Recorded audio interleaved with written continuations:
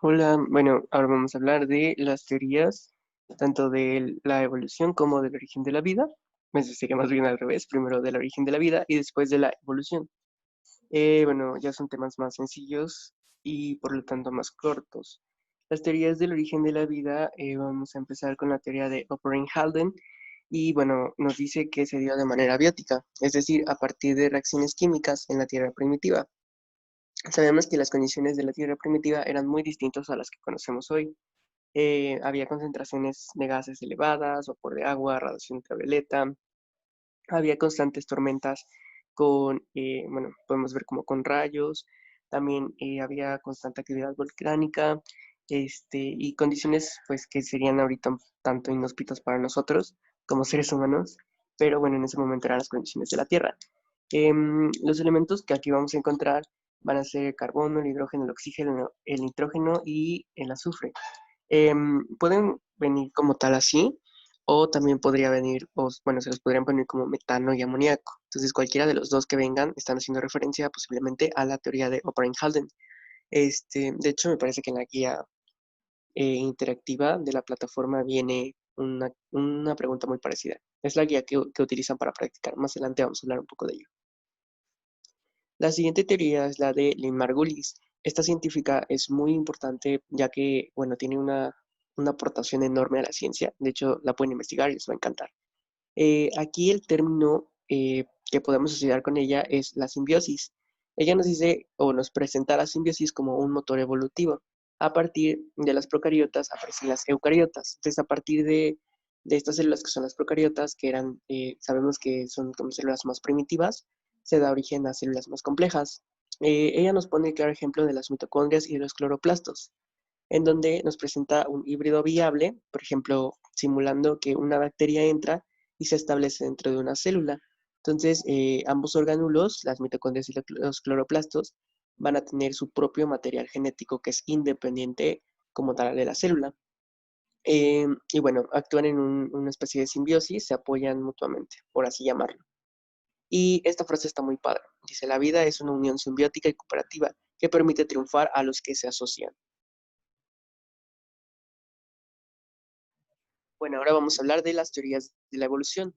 Vamos a empezar con la teoría de Lamarck. Si ya se puede recordar perdón, del video uno, este, con Lamarck, bueno, él acuñó también la palabra biología. Y bueno, en esta teoría él nos habla del transformismo, la cual indica que los organismos son estáticos, más bien no son estáticos, perdón, sino que se originan de otros a través de cambios graduales. Entonces, a través del tiempo se van originando, pero a través de estos cambios y a lo largo de muchas generaciones, no es algo tan espontáneo. En su obra Philosophy Zoologique, Lamarck nos expuso la teoría de la herencia de los caracteres adquiridos con los tres principios básicos. El número uno, la influencia del ambiente. El medio ambiente entonces va a influir en la forma y en la estructura de los organismos. Un cambio que ocurra en el ambiente va a poder producir modificaciones en la estructura de las plantas y de los animales. El segundo postulado es el uso y el desuso de los órganos.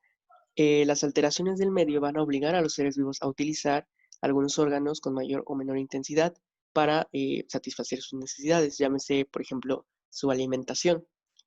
Y bueno, en algunos casos van a dejar de usar ciertos órganos, estos se van a atrofiar y bueno, esto va a originar cambios en las generaciones posteriores. La herencia de los caracteres adquiridos, que es el tercer postulado. Entonces aquí los organismos van a heredar las modificaciones de sus características.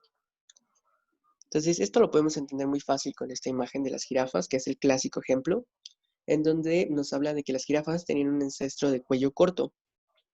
Y bueno, cuando querían comer, para alcanzar ramas altas, tenían que estirar su cuello. Entonces el cuello se hizo más largo debido a que este uso pues era algo habitual, se estiraban seguido para alcanzar estas ramas.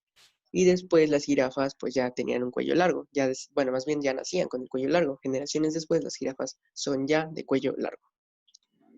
Ahora, una teoría muy importante es la de Darwin y Wallace, o Darwin-Wallace, o sea, Darwin-Wallace, solo que aquí se me fue, donde nos dice que todas las especies vienen de un ancestro común y las características heredables sobreviven debido al proceso de selección natural. Entonces, a partir de un ancestro común, vamos a tener más, pues más individuos pero bueno, estos pueden pasar como por ciertos procesos. La selección natural se refiere a de qué manera el ambiente va a favorecer las mutaciones de tipo aleatorias, estas que van a sobrevivir a lo largo de las generaciones y que los organismos con estas se puedan reproducir en mayor medida. De alguna manera, como, bueno, este, pues nos habla de cómo estas mutaciones que ocurrieron de manera aleatoria van a favorecer a la supervivencia de las especies. Entonces Darwin lo que hizo fue que estudió pinzones en las Islas Galápagos y, bueno, estudió específicamente los picos, ya que se dio cuenta que, bueno, los pinzones provenían de un ancestro en común, pero dependiendo de en qué islas se encontraban, tenían un pico distinto. Esto pues porque las condiciones de las islas eran distintas, el alimento tal vez era diferente, y bueno, estas condiciones hacían que los picos no fueran iguales en todos los pinzones, a pesar de que venían de un ancestro en común. Y finalmente la teoría sintética. La teoría sintética también se conoce como síntesis evolutiva. Y bueno, esta se construyó por los aportes de la genética, de la sistemática y la paleontología.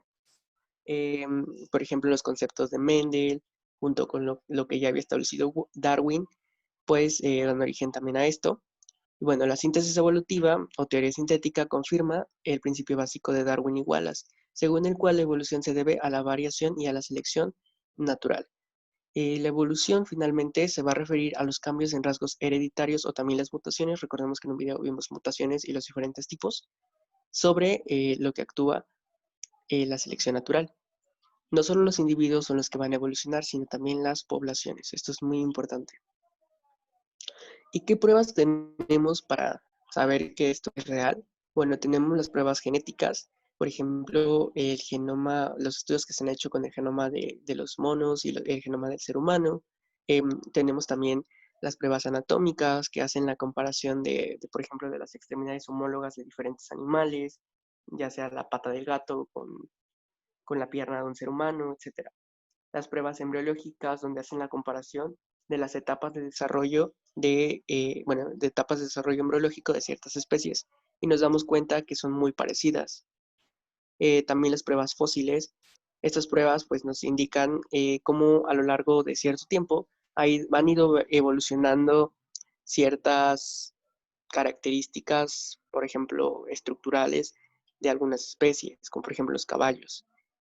Y bueno, finalmente las pruebas biogeográficas, estas son muy fáciles ya que nos habla de que las especies se mueven, entonces tenemos un grupo de individuos y estos individuos, varios se van distribuyendo a lo largo de todo el planeta y a pesar de que pertenecen a una misma familia, como es el caso de los camélidos o camélidas, que son como los camellos, dependiendo de la región o de la zona geográfica en donde se encuentren, tienen características diferentes. Sabemos, por ejemplo, que de los camélidos tenemos los dromedarios, tenemos los camellos de Asia, tenemos las llamas, tenemos las alpacas, y cada uno tiene una característica o tiene características que se diferencian, pero finalmente pues son de la misma familia. Entonces esto es algo muy interesante. Y básicamente estas son todas las pruebas y en general es todo el video. Estos temas ya, como les dije, son más sencillos. Y muy probablemente vamos a hacer una recapitulación porque he visto varias dudas todavía. Entonces, bueno, para aclarar todo eso y que ya quedemos súper bien, pues yo creo que la siguiente semana o en unos días voy a estar subiendo, bueno, ya seguramente esta semana termino los 2 videos que faltan y el último video de biología va a ser sobre una recapitulación tomando en cuenta la guía interactiva del Exani que la encuentran en la página oficial y podemos ver cómo este curso nos puede ayudar a responder esas preguntas o podemos irlas respondiendo con lo que ya hemos visto. Así que bueno, tengan un buen día.